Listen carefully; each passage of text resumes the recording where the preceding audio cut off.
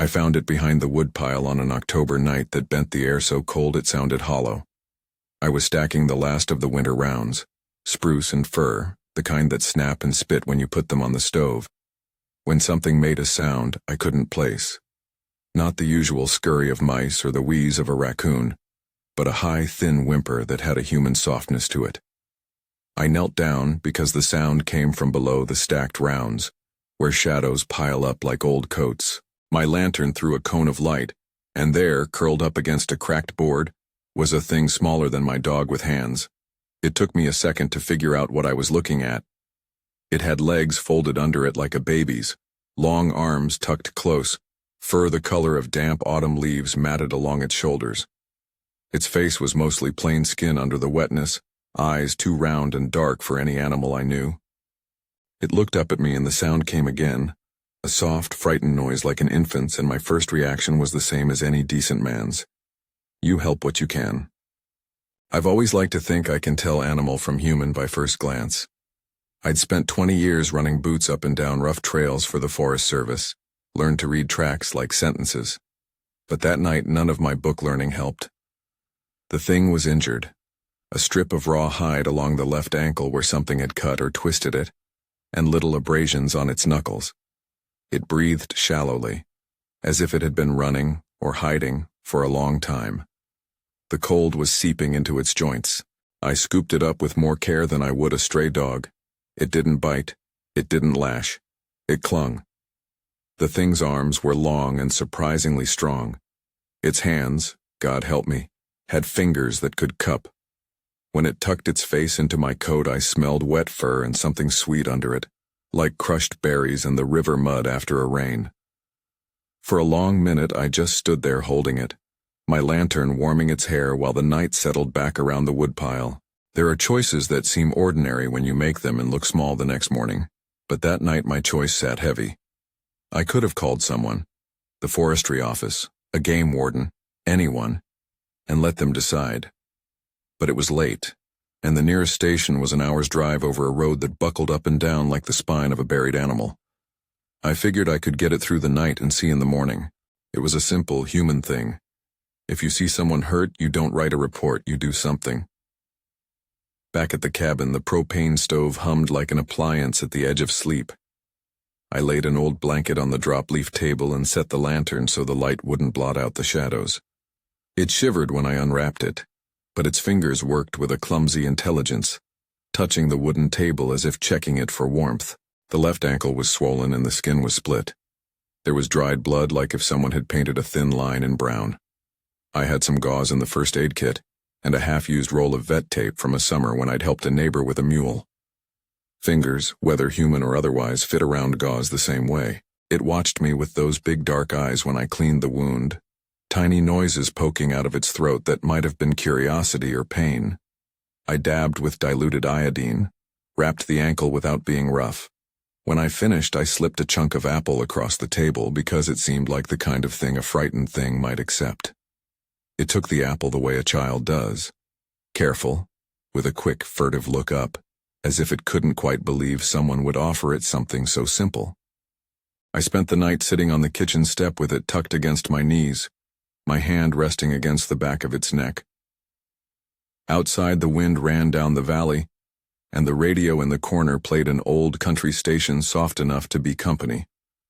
I made coffee by habit, though I didn't drink it. I remembered the look in its eyes, that mixture of fear and appetite and something like calculation, and I thought about how small kindnesses can spread in ways a man doesn't expect. I named it Scout the next morning without much ceremony. The name came because of the way it watched, always taking the lay of the land like someone learning a map, because of the way it tilted its head when something moved. It meaning nothing more than a name, but in that name I felt the first of the tie that would form between us. Names do that. They make someone less easy to ignore. I could have left it by the road the day after, and the whole episode might have been a story I told around a fire. Odd thing found, vet called in, county took it away. But Scout wouldn't leave. It followed me the way a dog does, padding behind on silent feet. It mimicked my steps, copying the way I hefted a pail of water or snapped a lid on a jar. It learned quick. Within a week, it knew where I kept the can opener and how to pull a blanket to make the bed flat. When I showed it how to stir stewed venison in a cast-iron pot, it watched my wrist and then tried, its hand awkward and often ending with more food on the floor than in the pot. It tasted everything with an experimental greed, sometimes rejecting mushrooms I would eat, sometimes preferring fruit that was too sour for me. That first 2 weeks were a blur of small domestic miracles. Scout didn't talk with words, but it talked in the way of things that have to learn. It pointed with an index finger when it wanted milk. It learned to hold my coffee mug with the care of someone who understands heat. When the ankle healed enough, I wrapped light strips of cloth around it and helped it stand. It walked like a man learning to walk, knees wobbling and hands splayed for balance, then steadied into longer steps and finally into a swift, unsettling gait that could cover ground with frightening speed. There were times I felt foolish, like the time I taught it how to light a match and had to scold myself afterward for a lapse in judgment. But there was also the look it gave me after. It would stare at whatever it had learned. Match, spoon, the way a door latch worked. And the look was something like gratitude, only cleaner. It would sometimes press its hand against my forearm and hold it there for a beat as if to store the warmth. I tried to be practical. I logged what I could in a little notebook. Days. What I fed it, the changes in the ankle, the small behavioral quirks. You keep records when you have seen strange things. Records keep you honest. I made sure to innovate on food. It preferred fruit but would take boiled eggs, would take iffy fish now and then after I taught it to pick bones out. It washed its hands at a water bucket the way a child learns in school. Fingernails still too dark with river muck. It slept more than I expected, curling in the corner of the porch I had made into a bed with old quilts. At night, when the moon threw a cold white light over the yard, Scout would sit at the edge of the porch and look up the ridge as if reading something only it could see. People sometimes ask if we form attachments because we expect something back. In the case of Scout, the attachment was more complicated. It was practical. I was giving warmth and bandages, and it gave me company. But it was also a quiet companionship that shifted the way I moved through days. I'd hurry the chores to see what small thing would happen, which berry it would find by the stream, which stones it would collect and arrange in patterned stacks on the lower flat of the yard. It had a habit of arranging stones in circles, little cairns that snagged my eye like punctuation marks on the land. Sometimes it would tuck pine cones under the porch step, neat and deliberate, a pattern that felt like a sentence I couldn't read. After 2 weeks, the ankle had closed enough that Scout started heading into the lower trees, not for long, but always longer. It would come back with a scraped face or a triumphant bit of moss and drop it on the rugs as if presenting a gift. We had a private morning routine, a mug of strong tea for me and a bit of fruit and water for it. I remember once it reached out with a hand that had grown more calloused and tapped my palm with a staccato rhythm until I took its hand in mine. It was a small, shocking thing, that touch. Not human in its timing, but deliberate. It pressed the thumb the same way a person might press the back of another's hand, and then let go like a child releasing a balloon. I felt something tighten in my chest. I taught Scout the sound of my steps so it wouldn't startle when I came in from outside. I taught it to watch for the light on the porch to know when to wait. In return, it taught me how to be watched, how to have the small ritual of someone expecting you. There's a quietness that comes with that, a soft pressure. It was the kind of company that forced one to pay attention to time passing. The way the leaves browned and fell, how the snow line inched down the mountain. My cabin, which had once been an arrangement of utilitarian objects, became a little world we both occupied. Word of Scout did not spread through the county in a neat way. I was careful, not because I had any sense of something illicit, more because the world was one of attention, and attention can be dangerous. I wasn't the sort to hoard secrets, but I was the sort to know when the curiosity of others had teeth. Still, people saw things. Jimmy Parsons, who showed up every spring to help me split the first rounds and clear the gutters, saw a silhouette at the edge of the tree line once and swore he glimpsed a pair of arms longer than a man's. He laughed it off the next day over coffee, said the light had played tricks. I told him little. I told him less than the truth. Sometimes the truth is a bad map. It gives everyone directions where none should be given. There was comfort in having one person who half saw and shrugged, He'd drop by with a battery for the chainsaw and a joke about my stubbornness. Mostly we talked about deer and the boy he had in town, about the way the stream washed out the low road. Small things, ordinary talk. There's safety in ordinary talk when extraordinary things are nearby. The first winter with Scout built a slow rhythm. I'd shovel the porch in the mornings. Scout would stand on the porch and tear at the crust of hard snow with hands that seemed better at finding grips on rock than loosening a crust. But it learned. We'd sit and listen to the radio, and sometimes Scout would hum, not words but small pitched sounds that would ride the melody of whatever ballad was playing. It had a preference for the old stations, the ones with songs about roads and trains. Maybe it liked the human patterns. Maybe it liked the vibration in the speakers. By spring, Scout was moving decades worth of assumptions for me. It would go farther, sometimes staying out all night and returning with sap-stained hands, the scent of moss on its breath. It would sometimes leave a small pile of gifts in the creek bed, a string of river pebbles with a flat one placed on top like a lid, or a half-rotten apple with a landscape of lichen sprouting on its skin. I began to find these offerings and understand them in the only way I could, as an exchange. It had no language that I could decode, but there was a rhythm to it, a return for care given, a payment in things the creature thought valuable. That first year I did something childish and maybe foolish. I scoured the hunting forums on dial-up, a slow hiss of connection, reading stories about sightings, tracking myths, and specimen rumors. I saw grainy photos and fanciful essays and men who wanted the world to be secret because secrecy brought fame. It made me wary. I chewed the idea over like bad gum. Keep quiet and let the thing be, or open the door to knowledge that would change everything. I chose quiet, because I had seen once too often the way the bright light of attention can strip a place bare. Years settled like rungs on a ladder. The caloric math of winter and the leak in the cabin roof, the neighbors' muttered complaints about my late-night generator noise. All of it continued. Scout grew, not in a uniform way, too sudden in places, stubborn in others. By the second year its shoulders had thickened, its arms lengthened, and its voice, when it made sounds, carried a deeper timbre. Yet it retained a childlike way of looking at things, and a certain innocence in domestic tricks. It started to stack the small stones into more elaborate patterns. I sometimes wandered down and watched the circles from the top of the ridge at dawn and tried to find sense in the sequences the stones made, as if they were a map I hadn't been given a key to. I moved slowly through those years as if they were a covered trail. I'd wake with the house dark and see Scout's silhouette in the moonlight, small and still, listening to the night. We had grooves of companionship, the way we ate, the way I mended a tear in its sleeve, the way it would sit on the rock by the stove when I read my little pocket Bible more out of habit than devotion. People in town would sometimes ask if I felt lonely. I never answered that directly. Loneliness is a private inventory. It isn't something you trade for companionship without paying a price. A few times over the years, attention skirted the property. Hunters on ATVs once tore past the low road a mile off, engines screaming into the valley as if trying to wake the mountain. Scout disappeared like he was never there. I watched the dust settle from my porch and felt the hair rise on the back of my neck.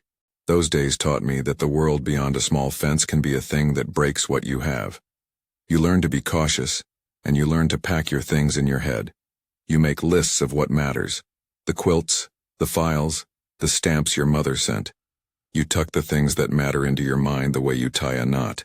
In the quiet, small mysteries piled up in a gentle way. Scout would sometimes leave a twig with a feather woven into it leaning at the base of the bird feeder. Once I found an arrangement of shells from the river placed at the threshold of the door, as if marking the line between cabin and wild. Another time, in a year I remember as wet and sharp, I came down from the ridge to find the dozen river stones I'd collected over a lifetime, arranged in a straight line across the porch like a measuring stick. There was a logic in these gifts I could only follow as far as the weather allowed. Jimmy would come now and then, staying longer as the years went on. He'd help with the heavy work that aches a man in his bones, hauling wood, fixing the fence. He never asked pointed questions. Once, over a tin of coffee, I let slip a detail about something that might have been a bear and might not have been. He stared at me for a while and then laughed a little. That town laugh that means the world is too big for one man to know all of it. He told me once, "You take care of your quiet, Cliff. Not everything needs the light." I nodded because I believed him. You get attached to patterns. I learned to watch for Scout's markers, a small stack of stones on the riverbank, a pine cone tucked under the hitching post, a line of shallow footprints across the frosted grass. Those signs were enough for me for a long time. They were proof to my private ledger that whatever we had was not a one-time rescue, but a continuing relationship. I'd fix the porch railing and come out to find Scout there, tall enough now that its head sometimes brushed the bottom of the eaves. It would stand and tilt its head as if listening to something only it could hear. Then it would look at me and nod, a small stilled motion that passed between us like a secret handshake. In October of the 4th year, I caught myself counting in a way that feels ridiculous to say aloud now. You mark a birth date, an anniversary, the number of winters you stacked cut wood. The creature's arrival had happened on a raw, wet night. I marked that night in my head not as time but as a hinge. We would pass years on either side of that hinge, and I'd measure things by it. People do that.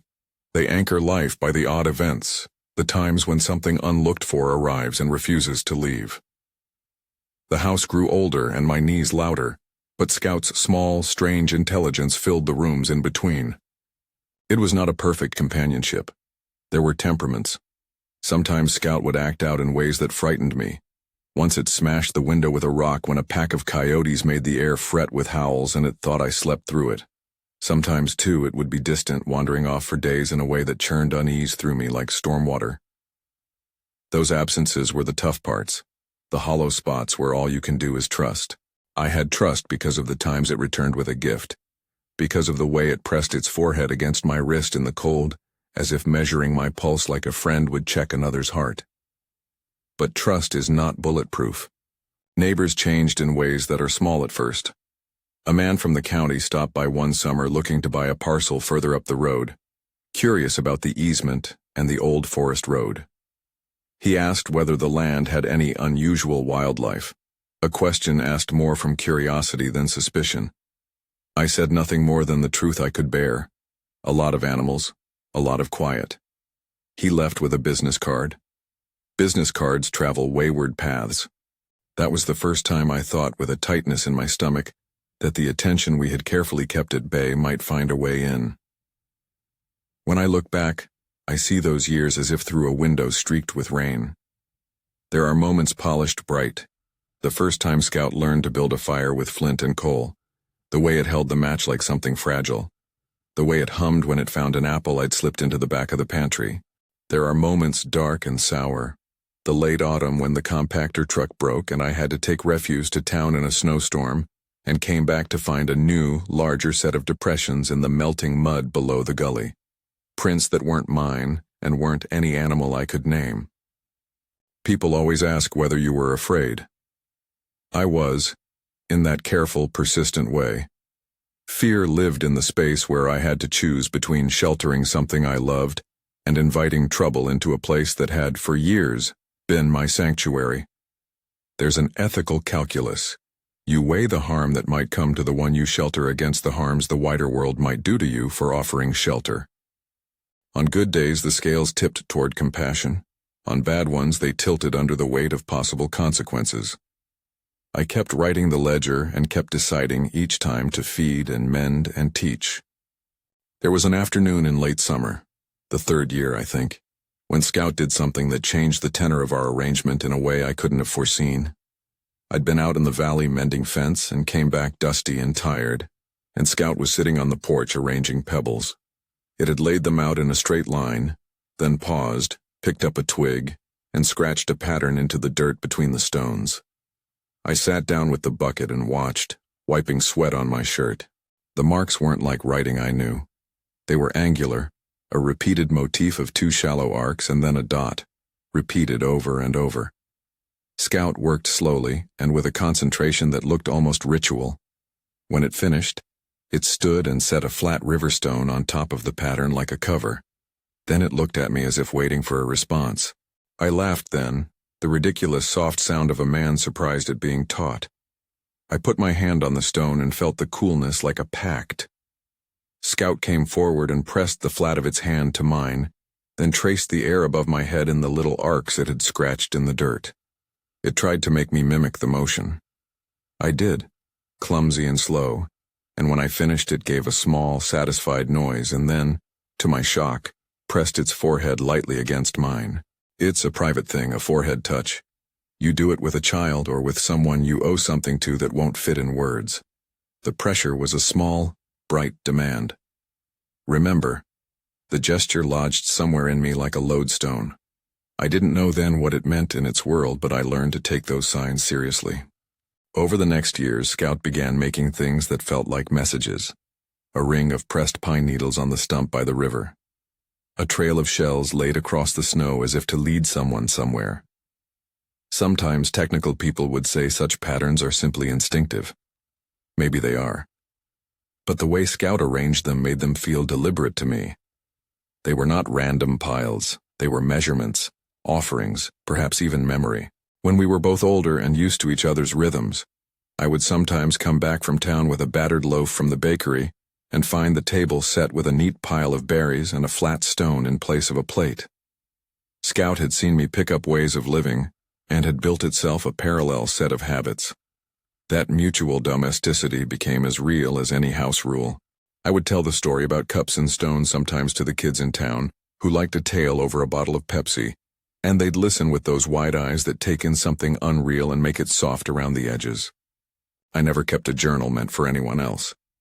But I did make small marks on the inside of a cupboard door. One notch for the first winter we got through together. Another for the first time, Scout answered the call of a coyote by howling in its own low, rolling way. Those notches were the honest math of my life.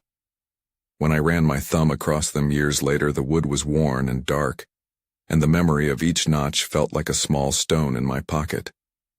Time has a way of gathering itself into a single place. The years between that first night and the one that would change everything were full of these small credits and debits. Scout paid with stones and pine cones and cautious contact. I paid with bandages, food, and a roof over an uncertain head. We accumulated a ledger of daily kindness. I kept thinking that kindness was its own reward. But kindness costs, and the cost can be greater than you expect. There were nights I lay awake and pictured how the story might look to others. A man with a strange animal on his porch. There are crowds that come for such things, for proof, for profit, for the fever of being near something impossible. I couldn't imagine being at the center of that, letting someone cart away the quiet. I kept the ledger to remind myself to be careful, and to remind myself that sometimes the right thing to do is to be stubbornly private about things that don't belong to the public. As winters stacked up and the hair on my head thinned, other things changed. The road into town got a little smoother. A cell tower went up a few valleys over, stirring the conversation of people who lived in the wider world. People's mouths opened more often to things that had once been whispered at a diner. The early internet began to hum with forums and message boards, places where an odd photograph could travel and grow like mold. I watched that at a distance like a man watching the weather turn. Many storms begin far away. Then, as if the ledger had been a hinge all along, something shifted that made me look up from the day-to-day and count the years more precisely than I had before. I would mark it by the sound of a bird that wasn't there before, by the way the moon sat behind the ridgeline, by the fact that on one particular October morning I woke with a memory so clear it felt like a hand on my shoulder. 10 years to the day from when I first found the small, frightened thing behind the woodpile. I remember the date because I had marked it in the inside of my cupboard and ran my thumb along the notches in a way that felt suddenly fevered. I made my coffee and took the mug to the porch like I always did. The sun had only just started to lift the cold into color. There was a line of stones across the threshold I had not placed. They sat like a tally, neat and unapologetic. Then, 10 years to the day, something was on my porch. They sat like a neat, patient language across the threshold, a line of stones, blunt and wet with the night. I remember the way the light from the porch fell on them, how ordinary they looked until you noticed they were arranged with a care no wind would have given. Then I saw the shadow that made my breath go hollow. Scout filled the doorway like a doorway ought to be filled. 10 years had been a roundness that made everything inch bigger, shoulders broad as a bear's flank, arms that hung near his knees and ended in hands that could have easily taken the porch rail between them. The fur had gone darker, salted at the temples, and when it moved, the air in the yard seemed to change its tune. He smelled of wet earth and river and something like smoke that had come from a distant fire. The big head tilted the way it had when he was small, the same careful cataloging motion. But the eyes, those deep human eyes, took me all the way back to the woodpile and the hollow sound of that small whimper. I nearly dropped my coffee. For a moment I didn't know whether to be glad or afraid. There's a particular kind of silence that falls when somebody you sheltered returns at the scale of 10 years. It's a silence filled with questions that clatter like loose change. Scout didn't make a show of himself. He set his hands on the top of the railing and looked at the arrangement of stones as if checking a ledger. He put his hand over the flat stone in the center, and then touched his brow with 2 fingers, the old, small, private gesture he'd taught me years ago. It was the remember touch, and my thumb found the notch inside the cupboard as if my hand had a memory of its own. He offered me things. The first was a salmon, heavy and stiff from the cold, placed with the ceremony of laying something sacred on a table. Then he set a carved stick down, sanded smooth and engraved with notches that echoed the patterns he'd scratched in the dirt years earlier. Scout dragged a branch that had been stripped clean of bark, and on the branch he'd tied a string of river pebbles. There was meaning in all of it. A grammar I couldn't read but could feel. A giving that answered a giving.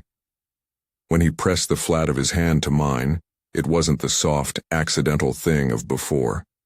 It held weight, like a contract made in silence. His fingers were calloused. They left dirt under my nails. He tapped his chest with 2 fingers, and then tapped mine, over my heart. The rhythm was steady and final. Stay with me. The rest changes everything, I wanted to say, and I said it out loud more to the quiet than to him. I had learned over the years that some moments call for witnesses. He stayed a few days. He moved about the property with a stealth that had become practiced and an attentiveness that kept me uneasy. He took long watches on the ridgeline at dawn, and would sometimes leave the cabin by dusk, slipping between trunks like a shadow made of shadow. But every evening he returned and would sit by the stove while I ate. He would pick at the salmon in a way that looked almost ritual, methodical, not greedy. He declined sugar in his tea but used the steam to warm his hands the way a person might. It was during that first week, on a day the sky had been leaden and the wind held opinions about where trees should bow, that Scout made the first unmistakable marker of what he believed our relationship meant. He set a round, flat stone in the center of the porch and then scraped the dirt with his fingers, arranging a pattern. It was larger, more complicated than before, a circle with small crosshatches inside. When he finished, he picked up a charcoal stub he'd found and drew a line from the circle toward the edge of the property as if drawing a path. He looked at me then, not as a creature grasping for a favor, but as someone telling me very plainly what his world expected in return. I asked him with words I'd known were useless. "You want me to do what?" He tapped the charcoal line, then drew a mark that looked like a hand, then pressed it against the board of the railing. He put his forehead to mine, the old touch. This time there was something like a demand in it. The gesture said, "You helped, I remember. You owe. We are bound." It was not the soft, mutual transaction I had assumed when I named him. It was a call to a different ledger, one that had rules not written in English and that did not bend easily to forest law or human license. I felt my chest go tight. There are obligations across species one can keep without thinking, like feeding the feral cat in winter. There are others that, once made visible, press at the edges of what a man can offer. 10 years had changed Scout's understanding. Whatever gratitude he had been able to give as a small thing had hardened into a debt code I was suddenly part of. He had come to collect, not in a sense of wanting payment, but in the sense that our world had a currency he now saw as due. News came slow at first, then like water through a broken bank. It began with a photograph on an online forum, nothing fancy, grainy, taken from a distance, a tall, shadowy figure near a riverbank. Nobody could tell if it was a man in a suit or a trick of light, but the comment thread under it was insistent. Someone from the county, a young fellow who liked to poke at mysteries, emailed me because the username that had posted it was someone he'd seen in town, Jimmy Parsons. Jimmy had a way of taking pictures while laughing. Every now and then one of his shots took on the internet and lived longer than he did.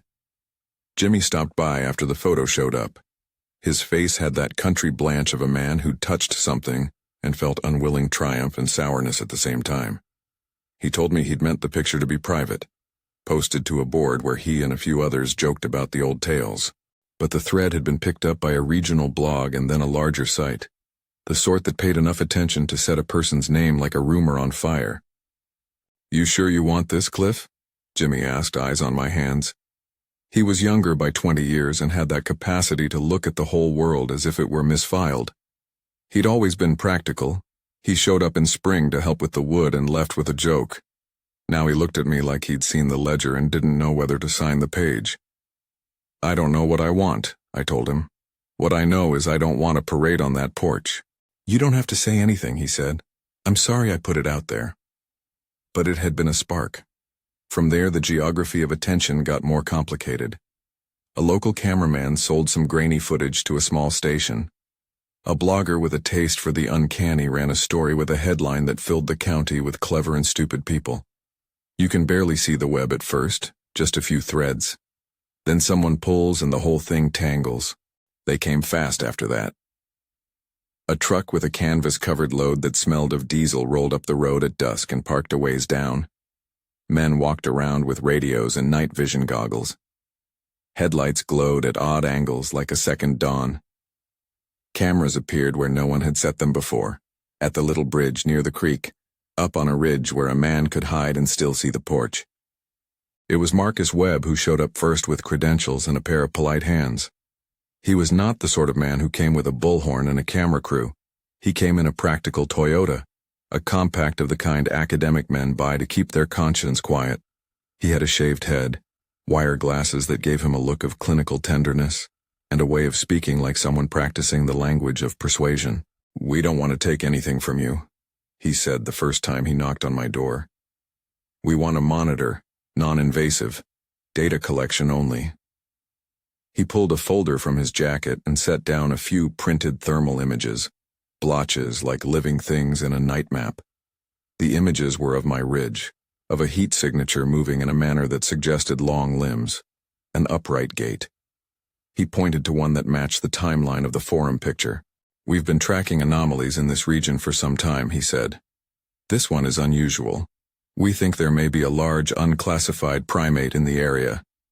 If it is, and that's a big if, we'd like to approach this scientifically." The way he put the word "if" told me he had the ethics of a man who'd seen too many things sensationalized on camera. He asked for access to the property so his team could place passive monitors, thermal cams, a transect of microphones. He talked about minimizing stress to the animal, about observing from a distance. I told him no. I told him what I could, that I had sheltered something once, that it had returned, that I didn't want folks with lights and microphones trampling the ridge. I told him the truth I could hold, that whatever we nestled under those quilts was not a laboratory specimen to be coaxed into a camera's favor. He didn't look surprised or angry. He looked like a man already framing the answer for funding committees. "Cliff, Mr. Richardson, I understand your position," he said softly. "But if there is an unknown species out there, leaving it unstudied has its own consequences. People will come whether we study it or not." His tone carried no accusation, only the problem. The world will find what it wants. 2 days later, an officer from a federal agency, Agent Sarah Mendes, called me. She sounded like a woman who hadn't slept much and trusted the language of law more than folk wisdom. Mendes introduced herself carefully. She explained that if there was evidence of an animal potentially covered under federal protections, the agency had a responsibility to intervene. She asked if I would be willing to let a team assess the site, and if necessary, coordinate a plan that would protect both the creature and the people around it. "We're not here to take what you've worked for," she said. "We're trying to prevent harm." She asked probing questions about the first night, about receipts or records, anything that could link past events to present observations.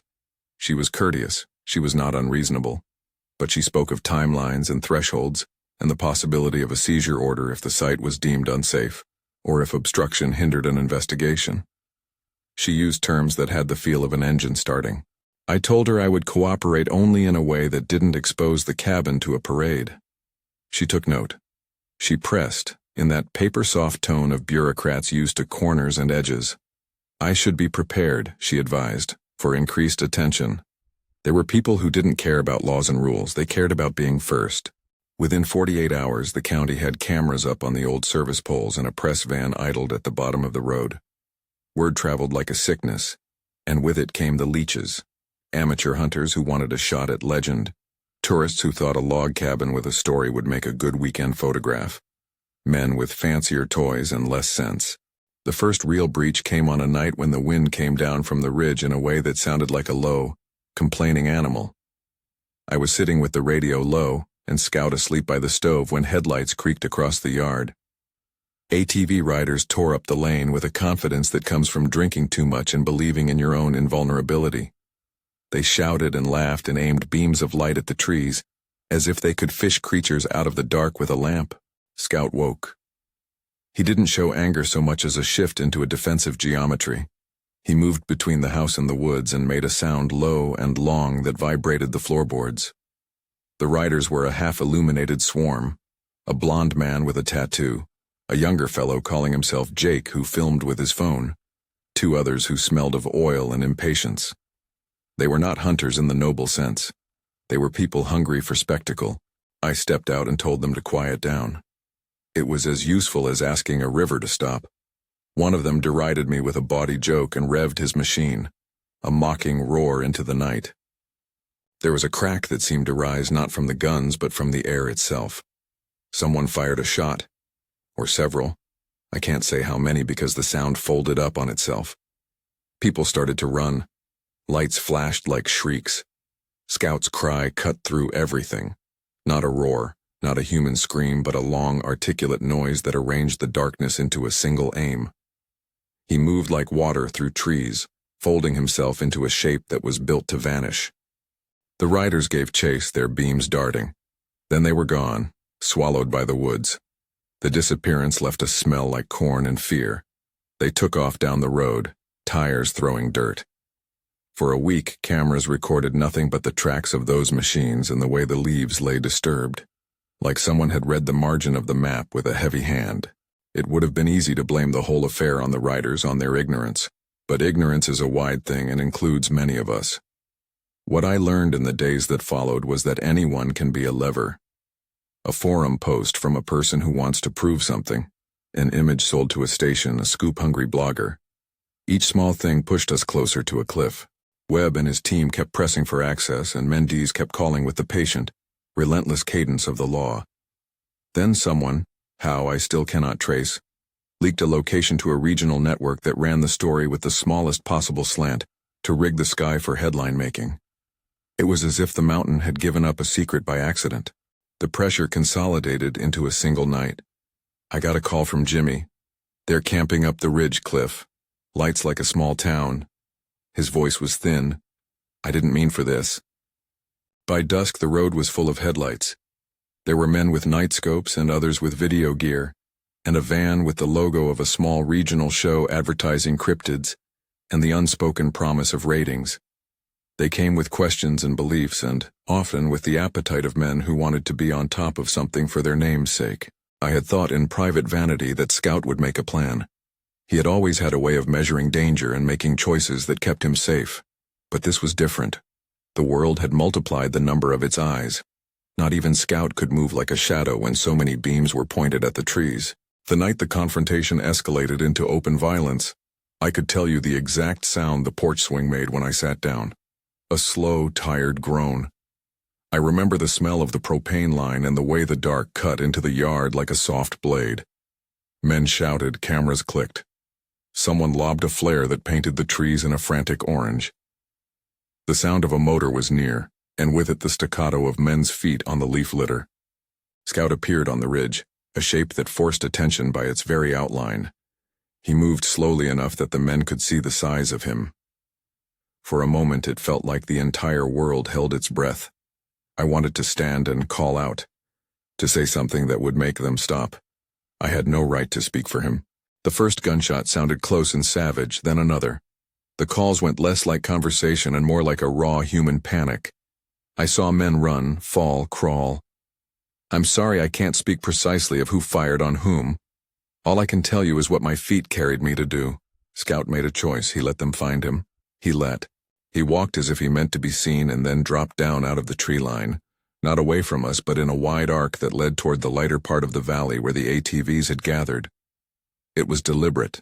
It was a thing a parent might do to pull danger away from a child. He made noise, a long, rolling call I'd never heard from him before, a noise like a river barred by a rock. The hunters turned.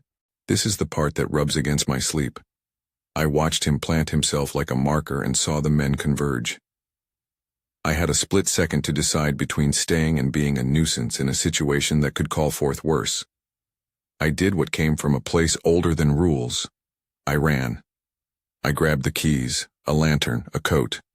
I drove the old Chevy with the motor that always coughed on steep grades, and I left the road as if it were a line of paper I needed to tear away from the margin. Behind me, the noise erupted into something that could sound like a small war. I don't say that lightly. The word war is heavy. There were lights and shots and the sound of men shouting one thing and then another. I drove through the gap in the pines with my heart on an uneven beat, and when I looked back past the cowl, the ridge was a scatter of dark shapes and flashing beams. In the rear view, Scout was moving, not running, not hiding, just moving in a way that had purpose, deeper into the slope, toward the thickest, oldest trees. They followed him. They went after Scout. They went after him because he was visible and because we had made the place visible. They went because men will go after anything that promises the end of a rumor. Some of them left in trucks hauling body cams and footage and stories to tell. Some were carried out on stretchers. I cannot tell you the precise tally. That is not a ledger I kept. What I know is a different kind of accounting. Scout bought time with himself. I drove until the night thickened and the stars were needles pricked in wool. I camped on a shoulder of mountain road that gave me no sense of comfort, no knowledge of whether the man I had sheltered would be safe. I tried to sleep and failed, because in sleep there is a vulnerability I could not afford. I woke at dawn and drove back to find the property overrun with people in a neutral kind of way. Men in plain clothes, men with clipboards, the federal trucks with plates that meant the law had moved from questions to actions. The cabin was worse for the storm. A section of the porch railing was broken, a camera had been shoved into the mud at the edge of the yard, and the stone cairns Scout had once left were scattered like a sentence torn out of a book. Men with clipboards and polite attitudes stood and made notes. Mendy spoke to me with a voice that had a notch of sorrow. We had to act, she said. There were injuries on both sides. We found evidence suggesting the creature was present last night and that people were actively trying to engage it. I tried to tell her what Scout meant to me. I tried to explain the ledger. She listened with that policeman's attentiveness you learn as a man when your livelihood is other people's safety. She told me what would happen. The property would be secured for investigation. Samples would be taken, cameras would be reviewed, interviews given.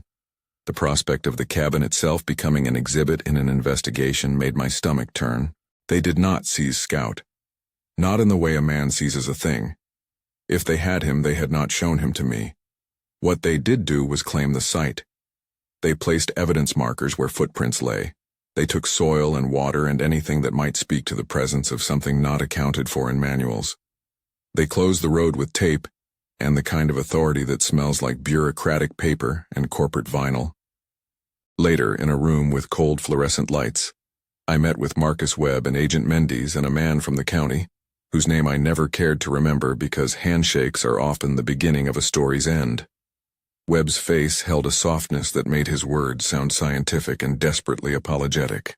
"Mr. Richardson," he said, "we're not sure what happened out there. The footage is incomplete. What's clear is increased public interest has made management of the situation impossible without intervention." "I sheltered it," I said, voice thin as a snapped twig. "I taught it to trust me." He leaned forward. We understand. But people will come whether we like it or not. It's our job to minimize harm. They asked me to sign forms. They explained options. The cabin's ownership was a legal matter, and eventually, through an avalanche of lawyers and insurance questions and the cold arithmetic of property values and liability, the place that had held so many nights was evaluated as a liability. The county negotiated. A buyer with a quiet check and a mandate to clean it up took possession. The sale was done in a businesslike way that made me feel like a man's life had been converted into a spreadsheet. They gave me money. They gave me a paper trail that would not tell the truth I lived. I left before the for sale sign went up. There was a night when I packed what I could carry: papers, the few tools I kept that mattered, my pocket Bible with the notches at the back of the cupboard, the little notebook where I'd kept the records of what I fed Scout. Scout did not come to the truck when I left. He stood on the ridge and watched me go, the silhouette of his head like a question mark against the dark. He only tapped his chest once, then tapped mine. He did not disappear with me. He did not follow the truck. I went to a small town farther down the valley and rented a little house with a porch that creaked in a different way. It had the convenience of being small and the unpleasantness of being public. People asked me questions I did not always want to answer. The story traveled, which is its own kind of injury, and people with cameras would sometimes slow on the road and stare. I found myself flinching if a flash went off at night. Years passed in a different rhythm. I took to walking the river when I could. I would sometimes find tokens: a stone in a pocket, a pine cone under the mailbox, a dark feather threaded into a twig and tucked under the railing by my doorstep. At first I thought I'd misremembered. Then I realized those things were not mistakes of memory. They were deliberate, placed like soft messages pushed through the mail slot of a life. One autumn morning, a ripple of small stones laid in a perfect line across the dirt road stopped me from driving for an hour. They were arranged with the same patient, calculator's care Scout had once used. I put my hand on the flat of the first stone and felt the coolness of the river under my skin. My thumb found the notch in my mind, and the years folded inward like a pocket. I walked that line the way one follows a trail of crumbs, thinking of the way a person's life is sometimes held in a gesture. Years later still, a man named Jake, not one of the ATV riders but the young one whose footage had once gone viral and who'd turned quieter in the aftermath, showed up on my porch with his hands empty and an apology that looked like a man who'd learned the cost of the things he'd wanted. He said nothing about the nights when men had chased and fired. He said nothing about the stretchers. He only handed me a small envelope sealed with a bit of wax, inside which was the photograph he'd taken years before. It was grainy, and the figure in it loomed like a truth half told. He told me he wanted me to have it back because he'd never meant for it to matter the way it had. The gesture was small and human and not enough, and I thanked him anyway. There are people who will say that what happened was the natural consequence of keeping a secret, and others who will insist the world forced its hand. They are both right in their ways. The harder truth I live with is simpler and harder. My act of compassion did not happen in a vacuum. It had consequences. Some that cost me a place I loved, some that cost men their evenings under the stars, and some that forced a creature I had sheltered into the terrible calculus of safety and sacrifice. Scout, wherever he is, and that is a place I can only name in tokens, paid a price that will not run on a ledger anyone cares to keep. In the months after the seizure, rumors of a creature moving into the denser ring of mountains circulated with a velocity that made me ache. Some nights I would dream of him tangled among the oldest trees, moving like an old ghost who remembers how to be unseen. Other nights I would dream of the sounds of men and the way Scout had chosen to lead them away. There is a feeling in the place where gratitude ends and obligation begins. It's an ache that presses like cold metal against the ribs. I've asked myself 1,000 times whether I should have done things differently, whether I should have given Scout up to the researchers on that first winter night so that whatever protections the law could offer might have been available earlier. I don't have an answer that soothes. People who live with impossible choices sometimes stop asking the tidy question and start learning to live with the dissonance. The federal investigation closed with a file that probably sits in a bureau somewhere, thick with photographs and forms and signatures. They concluded, as they must in such things, with a sequence of possibilities and no firm end. The house was sold to someone who agreed to restore the forest road and to leave no trace of the stone stacks. The camera footage that had made the rounds of the internet for a season receded into archives. The men who came looking for legend found their way into other stories. But Scout did not get erased. He left marks that a law cannot seal up. A pine cone stuck under the ledge of my new mailbox. A ring of worn river stones on a bank I visited sometimes. A single, small flat of stone left on the table of a diner where I used to drink coffee. These are the pieces he could leave me without anyone else seeing. They are tokens, and not explanations. Sometimes, in the small hours, I still hear a sound that breaks into what I have as ordinary noise. A long, low tone that the world would not mistake for anything but a chance. It's the sort of sound that insists there's a thing moving just out of sight, a patience that will not be hurried.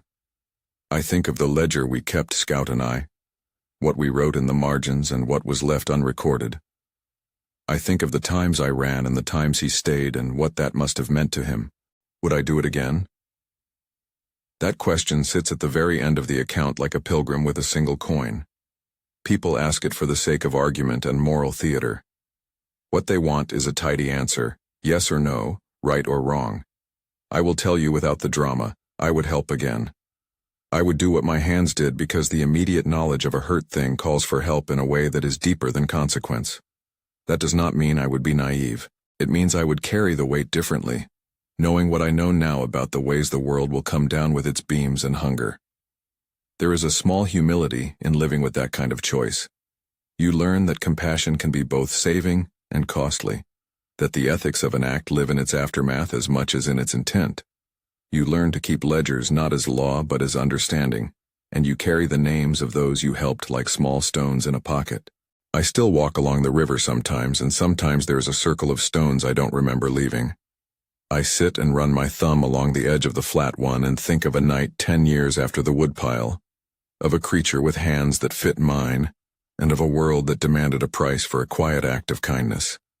Stories get buried in files and counties and the bottoms of pages. But other things remain. Tokens, not evidence. The memory of a forehead pressed against mine. The chorus of river and stone. If this story moved you in any way, tell me what you would have done. I'm an old man who keeps a small notebook and a few stubborn notches in an old cupboard. I'll read whatever you leave and hold it like another small stone.